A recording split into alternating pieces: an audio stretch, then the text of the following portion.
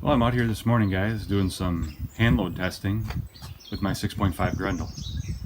I have a Grendel Hunter upper from grendelhunter.com.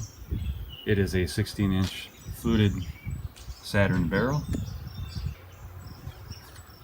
and I am using a just a basic Magpul stock, just a basic Magpul Mo Plus grip. I have a primary arms 4 to 14 power mil-dot scope and an arrow precision mount.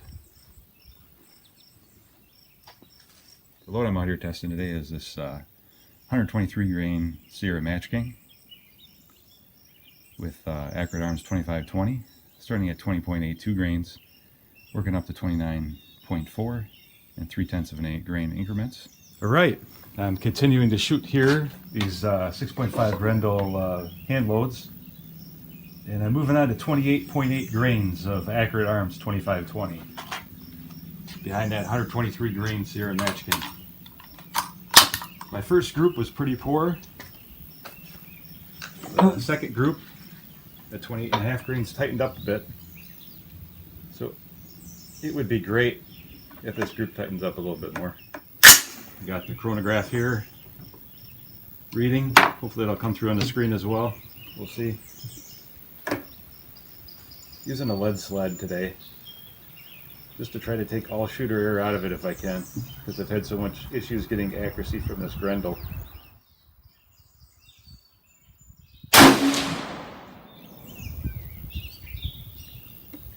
.2286.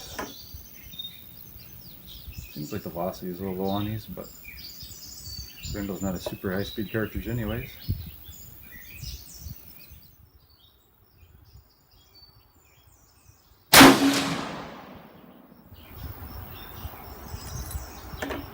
.2324, quite a jump up in velocity there. I could explain why that second round, it wasn't too far off from the first, but not going to be a great group.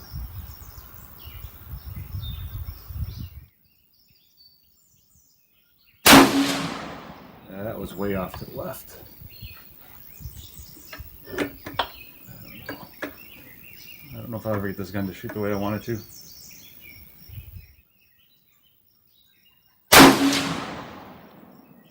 Well, 3 of the 4 are pretty close together. That one to the left. I seem to get that on this gun. Flyers. 2342 feet per second. Well, none of these standard deviations have been very good. The last one was only 25.72. Extreme spread of 56.20. Average velocity moved up to 23.23. So between 28.2 grains and 20.5 grains, I didn't see much of an increase in average velocity. So we'll see.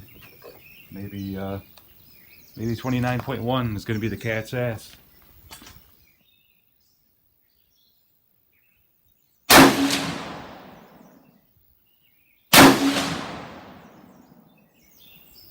It's a little lower velocity too. Weird. Maybe I'm in one of those velocity plateaus. It's supposed to be good for accuracy.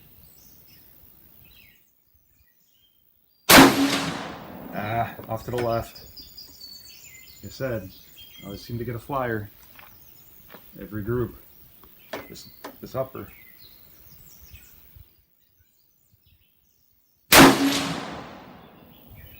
Again, I think 3 to 4 looks pretty good. Well, that last group of 4 at 29.4 grains, we started to look a lot better on extreme spread and standard deviation. So the interesting thing was the velocity was only 2 feet per second greater than the 28.8 grains. But we got the extreme spread down to 20.14, the standard deviation down to 8.94. So I'm on my last charge level here at 29.4 grains. I'm going to go ahead and shoot these, and then we'll go down and take a look at the target. Well, it's definitely going to be interesting. I seem to be able to cluster 3 on occasion, but not 4. Oh, maybe not even as good as I was hoping. So that first group there, second group here where I had 3 together and then 1 flyer. Again, I seem to throw a flyer all the time. Another nice 3-shot group, and then the 4th one is a flyer. This one is pretty cool.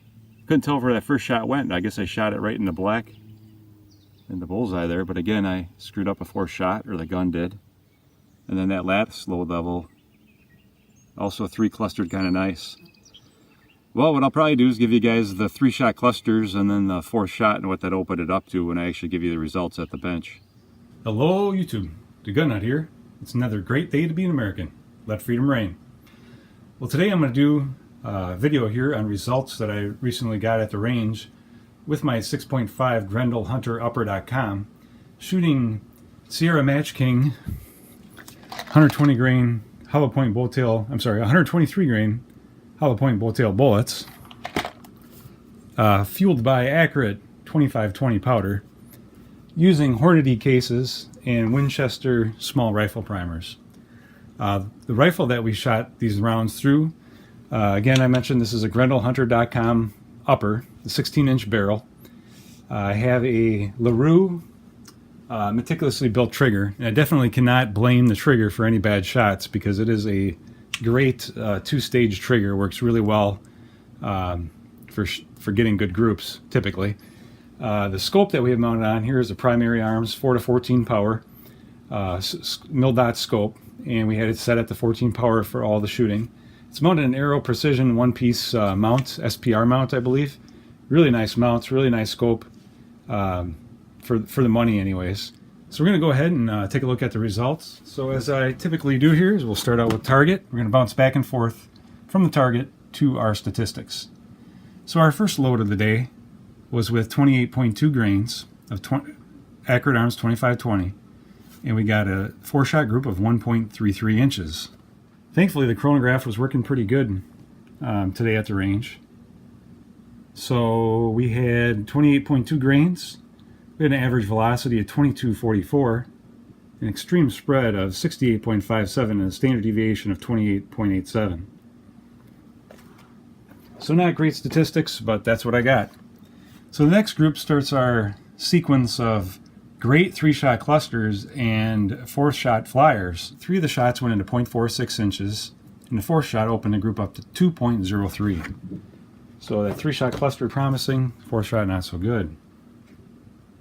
At 28.5 grains of Accurate Arms 2520, I had an average velocity of 2245, which is only 1 feet per second more than the previous. We did see an improvement in extreme spread of 49.51 and a standard deviation of 20.22. Moving on to the next load level. At 28.8 grains, we had a 3-shot cluster of 0.75 inches, and the 4th shot opened it up to 1.88 inches. 28.8 grains, our statistics was average velocity of 2323, which was a significant jump up from the previous of almost 90 feet per second, with an extreme spread of 56.20 and a standard deviation of 25.72. Moving on to 29.1 grains. At Accurate Arms 29.1 grains, we had 3 shots going to 0.84 inches. And this was cool because the first shot I didn't even see where it hit because it actually shot the black out of that target. And the 4th shot opened to up to 1.21 inches.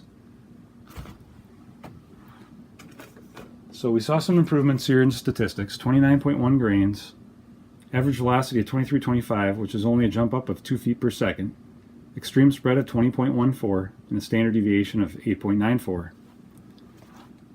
Moving up to 29.4 grains. At 29.4 grains, we had 3 shots clustered into 0.56 inches. The 4th shot opened it up to 1.17 inches. And that was the best overall group of the day. So at 29.4 grains, again, only a 2 feet per second jump up. So we went from 23.23 to 23.25 to 23.27, which seems a bit odd. But statistics tightened up even more, extreme spread of 16.54, and a standard deviation of 6.70. So overall, it was not the results I was hoping for, but good data nonetheless. I really don't understand it. Maybe you guys can help me, give me some ideas on what to check. But I just don't understand where I'm getting those great 3-shot clusters and I am not getting 4 shots to go where I want them. So I have some other loads that I shot that day that I'll have another video here shortly where I saw similar but not quite the same. So maybe it is a load powder combination, but those other results were really no better as far as groups go. So today's results, you know, if I was looking for the best statistics, definitely that last one, 29.4 grains, shows some promise. So I'm going to go ahead here and take a look at the brass. I do not have these in order. So the markings, well, bottom line is I don't see any consistent signs of overpressure. I don't think that's a pierced primer. I think that's just black from my marker there on the right. But may I have to take a quick little closer look at that one. I hadn't seen that before. It almost looks like we may have a pierced primer there. And that would be at the highest load level. I realize that taking a look at these cases doesn't necessarily tell you the whole story as far as pressure goes. But it is something worth taking a look at. I honestly don't think that is a pierced primer, but I need to take a closer look at it just to make sure I'm not missing something. So I think my next step is actually going to be to go to a different powder here with the 123 Sierra Match Kings. I just picked up some Power Pro Varmint, and I know that Johnny over at Johnny's Reloading Bench has had some good success with that in the Grendel. And it does look like the Power Pro Varmint actually gives you maximum velocities with a lot of bullets, especially in that 123 grain bullet weight. So I think that's what we'll do next. Well guys, those are my results for shooting Sierra 123 grain Sierra Match Kings with Accurate Arms 2520. I hope you enjoyed the video. If you did, please like and subscribe. You guys be safe out there.